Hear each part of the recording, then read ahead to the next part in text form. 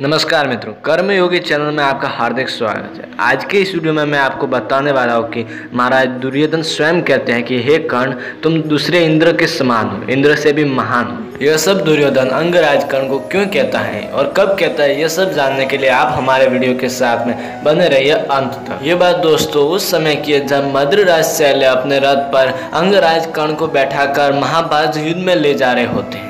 तब दुर्योधन बोला कि हे कर्ण, आज मद्रराज शैल्य तुम्हारा सार्थक कर्म करेंगे। देवराज इंद्र के सारथी मातली के समान ये श्री कृष्ण से भी श्रेष्ठ संचालक है। जैसे मातली इंद्र के घोड़ों से जूते हुए रथ की बागडोर संभालते हैं, उसी प्रकार ये तुम्हारे रथ के घोड़ों को काबू में रखेंगे। जब तुम योद्धा बनकर रथ पर बैठोगे और मद्रराज शैल्य सारथी के रूप में प्रतिष्ठित होंगे, उस समय वह श्रेष्ठ रथ निश्चित ही युद्ध स्थल में कुंती पुत्रों को पराजित कर देगा। यह सब संजय भी धृतराष्ट्र को बता ही रहा होता है। वह कहता है कि राजन, तदंतर दुर्योधन ने प्रातः काल युद्ध उपस्थित होने पर पुनः वेगशाली मद्रराज शैल्य से कहा, मद्रराज, आप संग्राम में कर्ण के इन उत्तम घोड़ों को वश में कीजिए। आपसे सुरक्षित होकर राधा पुत्र कर्ण निश्चय ही अर्जुन को जीत लेगा।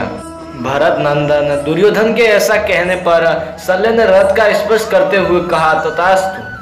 जब शल्य ने सारथी होना पूर्ण रूप से स्वीकार कर लिया, तब कर्ण ने प्रसन्नचित होकर बारंबार अपने पूर्व सारथी से शीघ्रता पूर्वक कहा कि सूत, तुम मेरा रथ सजाकर तैयार कर। तब सारथी ने गंधर्व नगर के समान विशाल, विजयशील, श्रेष्ठ और मंगलकारक रथ को तैयार किया। उस रथ को तैयार करने के पश्चात सारथी अंगराज कर्ण से बोला कि स्वामी, आपकी जय हो, रथ तैयार है।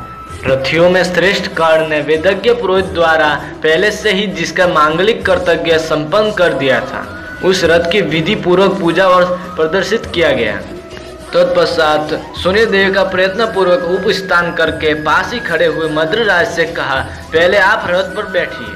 तदंतर जैसे सिंह पर्वत पर चढ़ता है, उसी प्रकार महातेजस्वी शल्य कर्ण के दुर्जय विशाल एवं श्रेष्ठ रथ पर आरूढ़ हुए। कर्ण अपने उत्तम रथ को सारथी शल्य से सनात हुआ देख स्वयं भी उस पर आरूढ़ हुआ, मानो सूर्यदेव बिजलियों से युक्त मेघ पर प्रतिष्ठित हुए हो।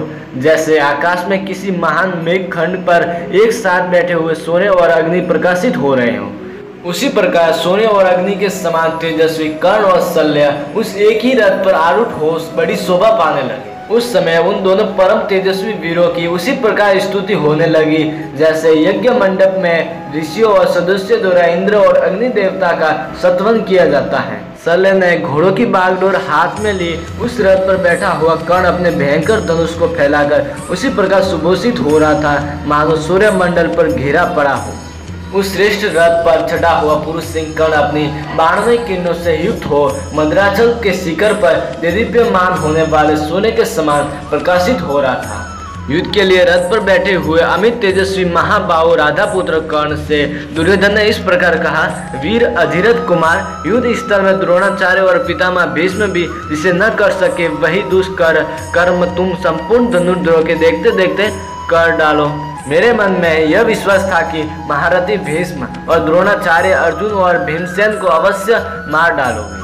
वीर राधा पुत्र, वे दोनों जिसे न कर सके वही वीराचित कर्म आज महासमर में दूसरे वज्रधारी इंद्र के समान तुम निश्चय ही पूर्ण करो। तुमने जिस वज्रधारी इंद्र को हराया और उसे भी परास्त कर दिया था, उस वज्रधारी इंद्र के समान तुम इस महाभारत युद्ध में अपना रण कौशल दिखाते हुए इस महाभारत युद्ध में विजय प्राप्त करो। पितामह भीष्म तथा द्रोणाचार्य के पराक्रम से तो देवताओं के राजा इंद्र भी भयभीत रहते थे, उस इंद्र के समान तुम पितामह भीष्म तथा द्रोणाचार्य से भी श्रेष्ठ स्वर्ग के देवता इंद्र के समान वज्रधारी हो। तुमसे इस युद्ध में अवश्य ही अर्जुन परास्त होंगे। तो फिर दोस्तों, ये था आज का हमारा वीडियो। आज के इस वीडियो में आपने जाना कि दुर्योधन ने अंगराज कर्ण को देवताओं के राजा इंद्र के समान वज्रधारी बताया। जो वज्रधारी इंद्र के समान अंगराज कर्ण इस महाभारत युद्ध को समाप्त कर सकते हैं। तो फिर दोस्तों, ये वीडियो आपको कैसा लगा कमेंट बॉक्स में कमेंट करके बताना ना भूलें। अगर आप हमारे चैनल पर नए हैं तो कृपया like, comment, share and subscribe जरूर कर दें और साथ ही साथ बेल आइकन भी प्रेस करें। तो फिर दोस्तों, आज के लिए इतना ही, फिर मिलते हैं अगले वीडियो के साथ में।